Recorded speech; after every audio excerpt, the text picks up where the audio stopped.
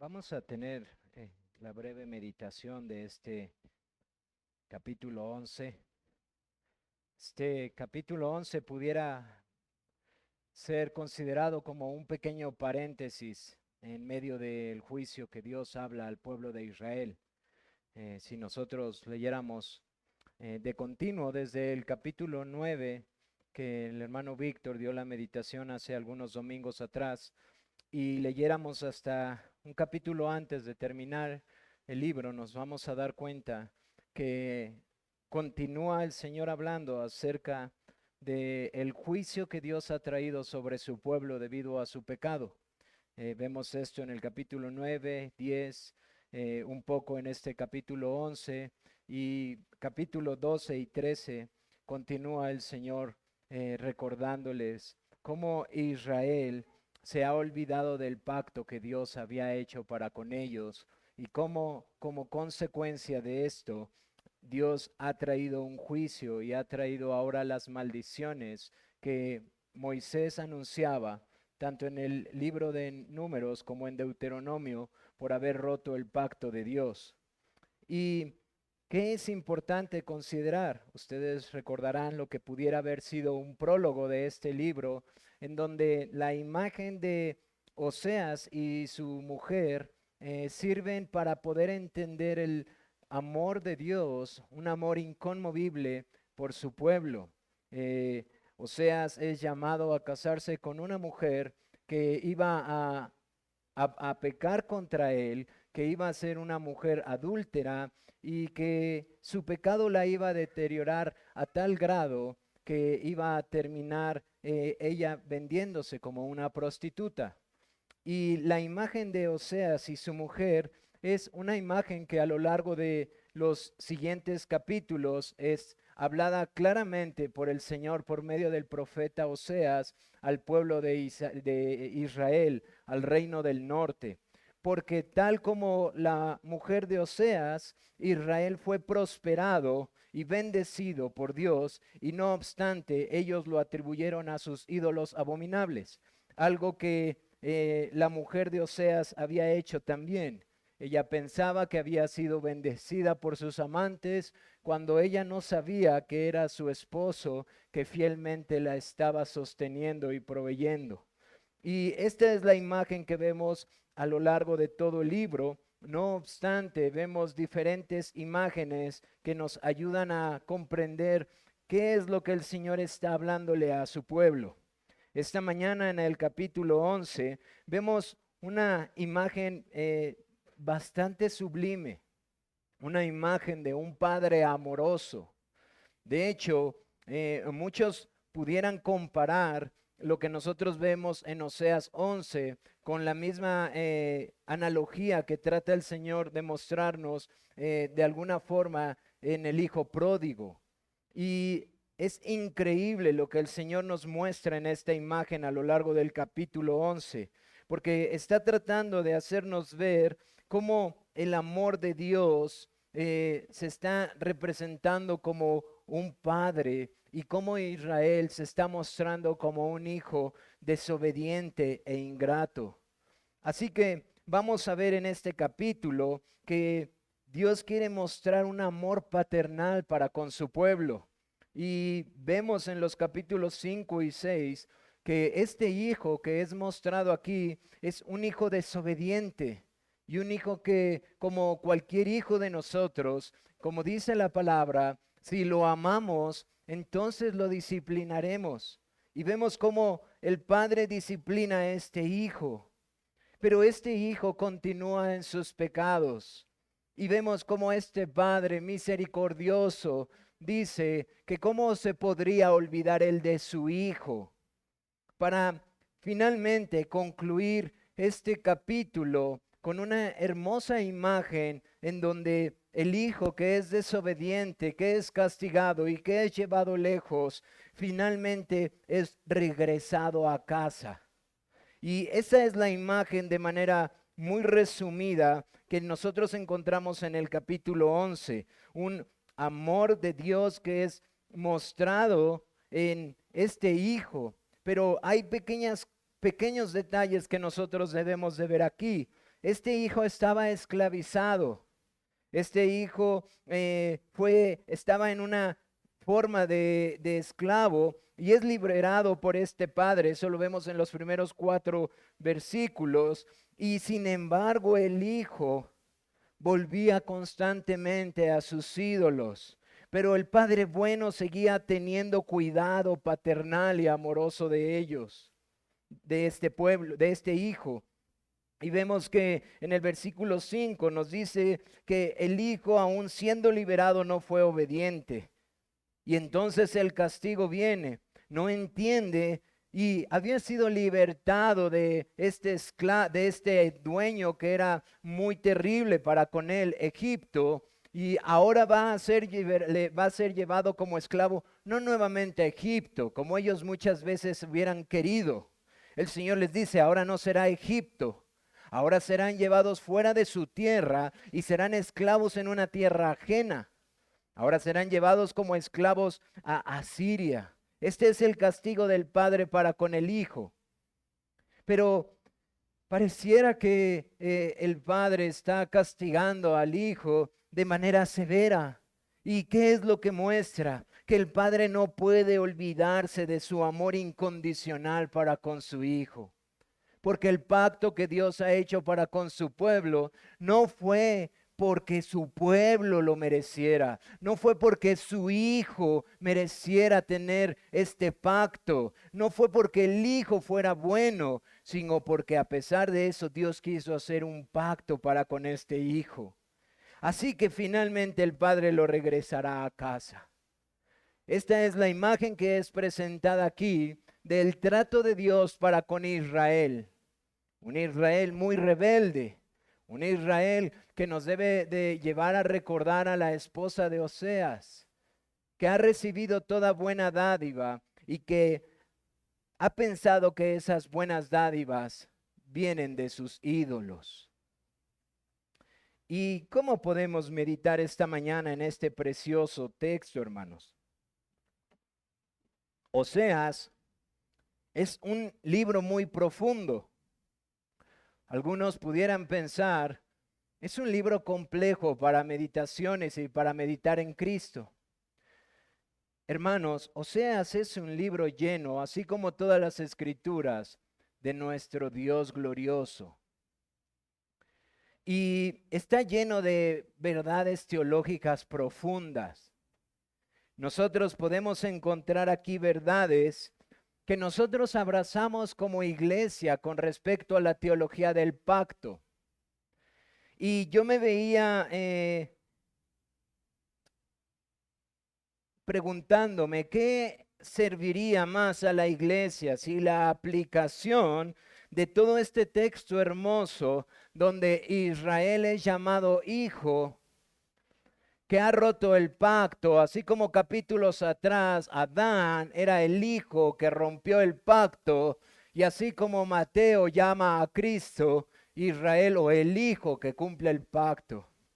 Y es una verdad preciosa quizás para profundizar bastante tiempo e instruir a la iglesia de la trascendencia del pacto de gracia y del pacto de obras que trasciende las dispensaciones y que apuntaba absolutamente a Cristo, el cumplimiento perfecto del Hijo que cumple el pacto para ser bendecido el pueblo. Eso es glorioso para adorar a nuestro Señor.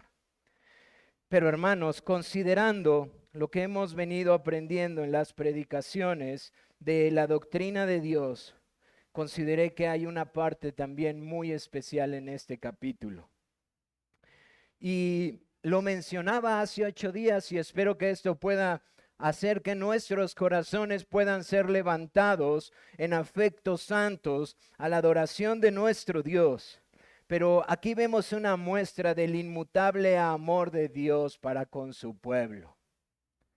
Hermanos, yo espero en el Señor que podamos meditar en Oseas 11, considerando 2 versículos muy importantes que encontramos aquí, que son centrales a todo lo que vemos en el libro de Oseas. Versículo 9 dice, porque Dios soy y no hombre. el santo en medio de ti. Y versículo 11 nos dice, versículo 12 nos dice, Judá todavía divaga para con Dios. Es otra forma de traducir lo que en nuestra versión dice, Judá aún gobierna. Creo que está traducido de manera inadecuada en Reina Valera 60. Judá todavía divaga para con Dios.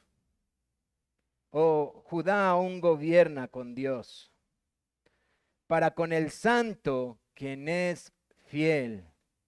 Amados hermanos, estos dos textos nos dan una implicación muy, muy preciosa de al Dios que adoramos esta mañana, y es mi intención poder llevar esto recordando algunas cosas que ya hemos aprendido y que, como les decía, no podemos ser expuestos a la doctrina de Dios y seguirle adorando de la misma manera. Aquí hay una verdad inmutable, que Dios ama eternamente y que absolutamente nada cambia en el decreto de Dios de los que a Él ha decidido amar.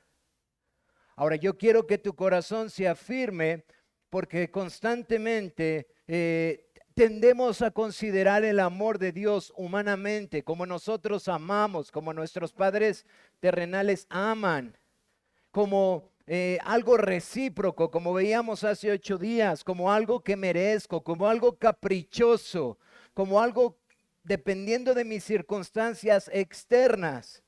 Pero el amor de Dios, hermanos, es una perfección en Dios. Dios es amor, y Dios amó a un pueblo antes de la fundación del mundo.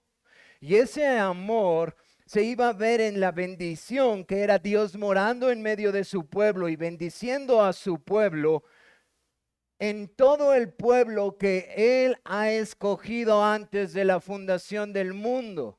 Indiferentemente judíos y griegos, e indiferentemente de las dispensaciones y cómo el Señor está obrando, su amor es inamovible, es inconmovible. Su amor es perfecto. Su amor para con su pueblo no cambia, no es afectado. No hay circunstancia externa capaz de obstruir el amor que Dios ha querido mostrar, un amor de complacencia para un pueblo que Él ha escogido desde antes de la fundación del mundo. No cambia, no cambió y no cambiará nunca. Ahora, tú puedes decir, pero es que quizás esto está fomentando algo equivocado en los santos o en aquellos que tienen una profesión de fe falsa. Hermanos, hoy vamos a aprender cosas hermosas a la luz de la confesión que confesamos en el capítulo que hoy vamos a empezar a estudiar. Pero quiero decirte algo. Para los que se pierden, esto es tropiezo, pero para los santos esto es ánimo para ser santificado en Él. Quiero decirte algo. Aquí está hablando de un amor de Dios precioso, incomparable. Quiero que consideres lo que está diciendo en el verso 8 y en el verso 9.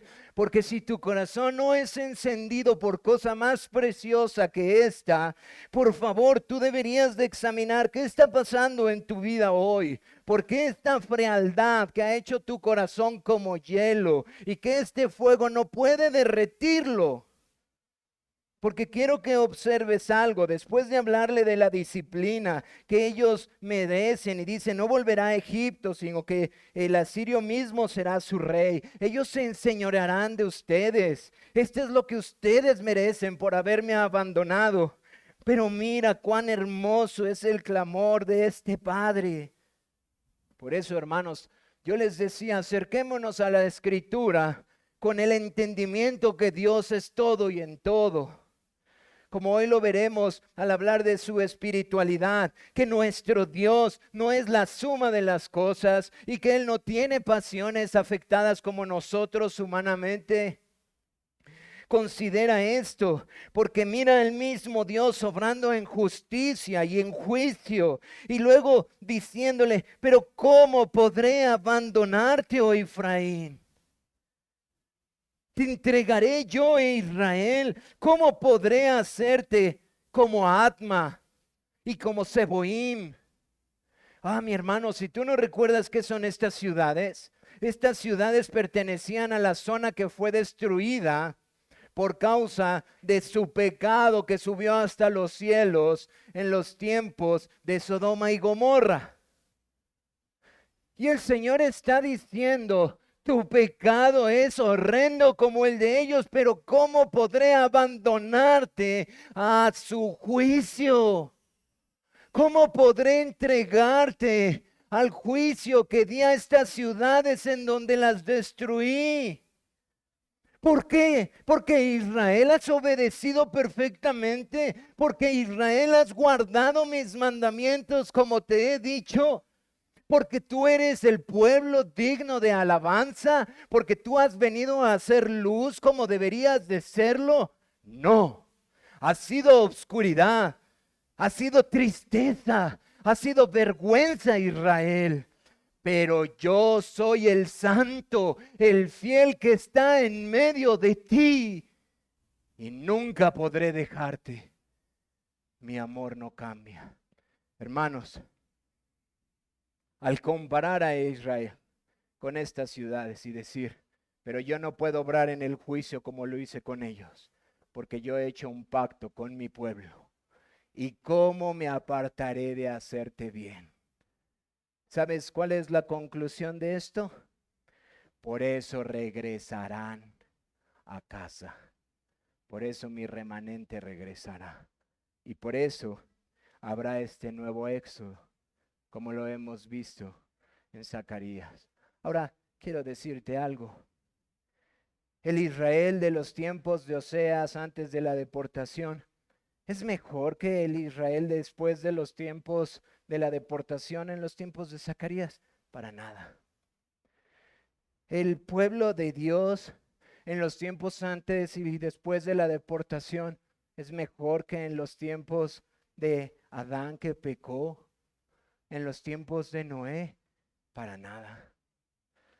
Mi hermano, si hay una razón por la que Dios permanece fiel en bendecir y amar a un pueblo que Él ha escogido, es porque Él es el santo que ha decidido morar en medio de su pueblo. Y su amor para con ellos es inamovible, inconmovible por los siglos. Y hermano, por eso tú y yo debemos de alabarle y adorar a nuestro Dios. Continuemos adorando al Señor.